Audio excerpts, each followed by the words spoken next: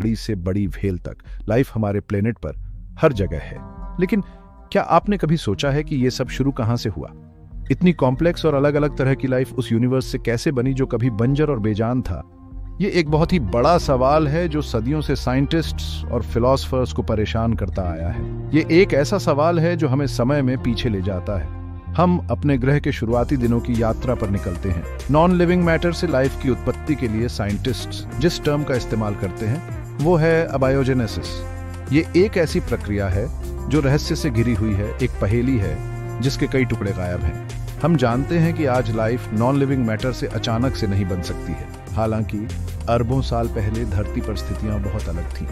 शुरुआती धरती एक अराजक और अस्थिर जगह थी। ये बहुत ही गर्मी, ज्वालामुखी विस्फोट और जहरीले वातावरण वाली दुनिया थी। ऐसे प्रतिकूल माहौल में ही किसी तरह जिंदगी ने जन्म लिया। एबायोजेनेसिस को समझना एक कॉस्मिक पजल को सुलझाने जैसा है। हम फॉसिल रिकॉर्ड में सुराग खोजते हैं, हमने एंशिएंट चट्टानों के केमिकल मेकअप का विश्लेषण करते हैं, हम लैबोरेटरीज में शुरुआती धरती जैसी परिस्थितियां बनाते हैं। हर नई खोज हमें लाइफ की उत्पत्ति को समझने के करीब ले जाती है।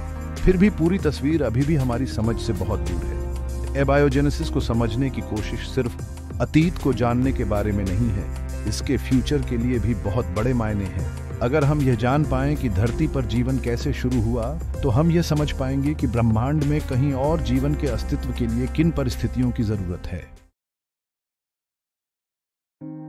अपनी उत्पत्ति को समझने की खोज मानव इतिहास के ताने बाने में गहराई से बुनी गई है। आधुनिक विज्ञान के आगमन से बहुत पहले हमारे पूर्वज जीवन की शुरुआत के रहस्य से जूझते थे। दुनिया भर की संस्कृतियों के प्राचीन मिथक और सृजन की कहानियां ब्रह्मांड में अपने स्थान को समझने की हमारी साझा मानवीय आवश्यकता की एक झलक पेश करती है। प्राचीन यूनानी, जो अपनी दार्शनिक पूछताछ के लिए प्रसिद्ध थे, ने जीवन की उत्पत्ति के बारे में अपने स्वयं के सिद्धांत विकसित किए। विचार का एक प्रमुख स्कूल, जिसे स्वतःस्फूर्त पीढ़ी के रूप में जाना जाता है, ने प्रस्तावित किया कि जीवन निर्जीव पदार्थ से अनायास उत्पन्न हो सकता है। प्रसिद्ध यूनानी दार्शनिक और पॉलीमैथ अरस्तु ने इस विचार का समर्थन किया। उनका मानना था कि कीड़े और कीड़े जैसे साधारण जीव कीचड़, ओस या सड़ते मांस से निकल सकते हैं, जबकि हमारे आधुनिक दृष्टिकोण से सरल प्रतीत होता है। ये प्रारंभिक विचार प्राकृतिक दुनिया की गहन टिप्पणियों पर आधारित थे। उदाहरण के लिए, सड़ते मांस पर दिखाई देने वाले कीड़ों को देखकर स्वतः स्फूर्त पीढ़ी के विचार को बल मिला। हालांकि इन शुरुआती विचारकों के पास अपनी परिकल्पनाओं का कड़ाई से परीक्षण करने के लिए उपकरणों और कार्यप्रणालियों का अभाव था। उनके विचार, जबकि अपने समय के लिए व्यावहारिक थे, बाद में आधुनिक विज्ञान के उदय से चुनौती दी जाएगी और अंततः उलट दी जाएगी। स्वतः स्फूर्त पीढ़ी की अवधारणा सदियों तक बनी रही, जिसने मध्य युग में वैज्ञानिक विचार को अच्छी तरह से प्रभावित किया। यह अवलोकन की स्थायी शक्ति का प्रमाण था। हालांकि इसने प्रयोग की कठोरता के बिना केवल अवलोकन पर निर्भर रहने की सीमाओं पर भी प्रकाश डाला।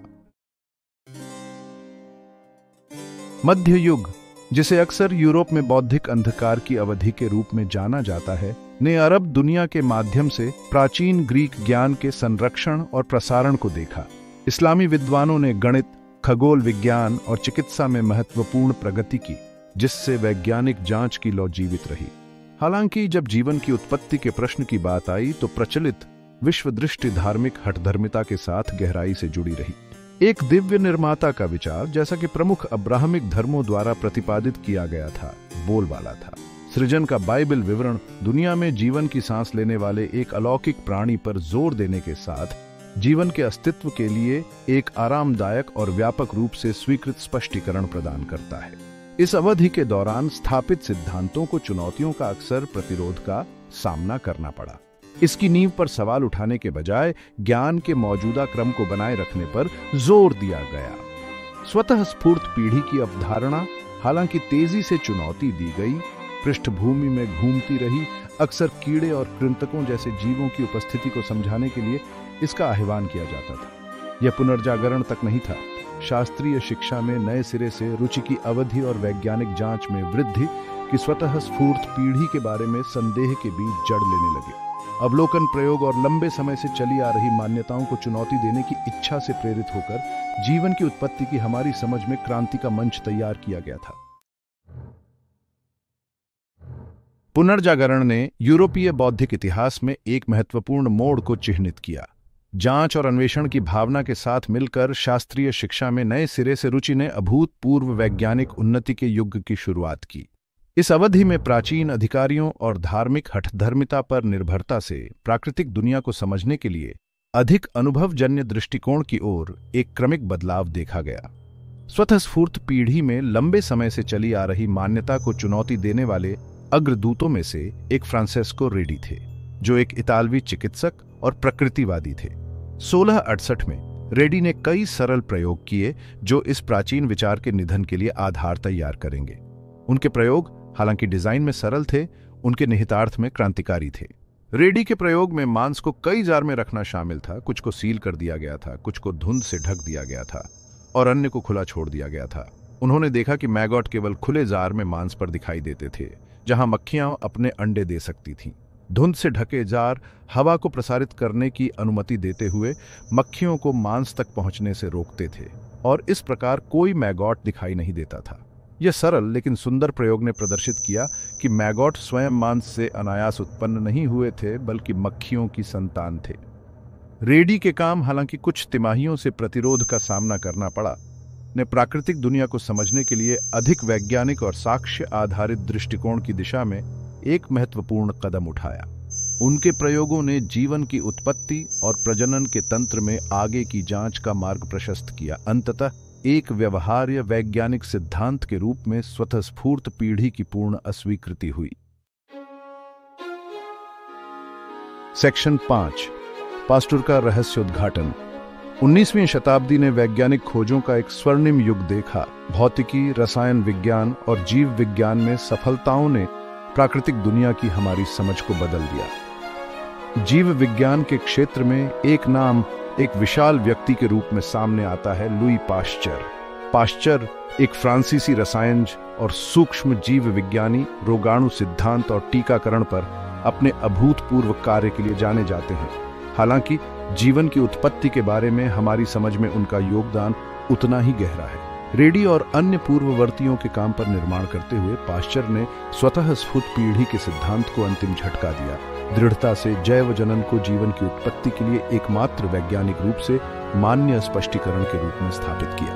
1859 में किए गए पाश्चर का सबसे प्रसिद्ध प्रयोग एक विशेष रूप से डिजाइन किए गए हंसगर्दन फ्लास्क का उपयोग करना शामिल था। इस फ्लास्क ने हवा को अंदर जाने दिया, लेकिन हवाई सूक्ष्म जीवों को अंदर के निष्फल शोरबा तक पहुंचने से रोक दिया। हंसगर्दन फ्लास्क में शोरबा बांझ रहा, जबकि हवा के लिए खुले फ्लास्क में शोरबा सूक्ष्म जीवों से दूषित हो गया। इस सुरुचिपूर्ण प्रयोग ने निर्णायक रूप से प्रदर्शित किया कि सूक्ष्म जीव भी अनायास उत्पन्न नहीं होते हैं, बल्कि पहले से मौजूद जीवन से उत्पन्न होते हैं। पाश्चर के काम के दूरगामी निहितार्थ थे, न केवल जीवन की उत्पत्ति की हमारी समझ के लिए, बल्कि चिकित्सा, सार्वजनिक स्वास्थ्य और खाद्य उद्योग के लिए भी। उनकी खोजों से हानिकारक जीवाणुओं को मारने के लिए तरल पदार्थों को गर्म करने की एक प्रक्रिया, पाश्चुरीकरण का विकास हुआ और बीमारी के रोगाणु सिद्धांत की नींव रखी गई, जिसने संक्रामक बीमारियों को रोकने और उनका इलाज करने के हमारे दृष्टिकोण में क्रांति ला दी। खंड 6, डिस्कवरी की एक सदी। 20वीं शताब्दी में वैज्ञानिक ज्ञान का विस्फोट हुआ। आनुवांशिकी, आणविक जीव विज्ञान और जैव रसायन में सफलताओं ने जीवन के जटिल तंत्र की हमारी समझ में क्रांति ला दी। शक्तिशाली नए उपकरणों और तकनीकों से लैस वैज्ञानिकों ने जीवन की उत्पत्ति के रहस्य में गहराई से प्रवेश किया। उन रासायनिक और भौतिक प्रक्रियाओं की खोज की जिन्होंने पहली जीवित कोशिकाओं को जन्म दिया होगा। इस अवधि के दौरान उभरने वाले सबसे प्रभावशाली सिद्धांतों में से एक ऑपरिन हाल्डेन परिकल्पना थी, जिसका नाम रूसी रसायनजार अलेक्जेंडर ऑपरिन और ब्रिटिश वैज्ञानिक जेपीएस हाल्डेन के नाम पर रखा गया था। यह परिकल्पना 1920 के दशक में दोनों वैज्ञानिकों द्वारा स्वतंत्र रूप से प्रस्तावित की गई थी। ने सुझाव दिया था कि रासायनिक विकास की प्रक्रिया के माध्यम से निर्जीव पदार्थ से धीरे धीरे जीवन का उदय हुआ। ऑपरिन और हाल्डेन ने प्रारंभिक पृथ्वी की कल्पना एक कम करने वाले वातावरण के रूप में की थी, जो मीथेन, अमोनिया और हाइड्रोजन जैसी गैसों से भरपूर थी, लेकिन मुक्त ऑक्सीजन की कमी थी। उन्होंने प्रस्तावित किया कि बिजली गिरने और सूर्य से पराबैंगनी विकिरण से ऊर्जा ने इन गैसों के बीच रासायनिक प्रतिक्रियाओं को गति दी होगी। जिससे अमीनो एसिड जैसे कार्बनिक अणुओं का निर्माण होगा जो प्रोटीन के निर्माण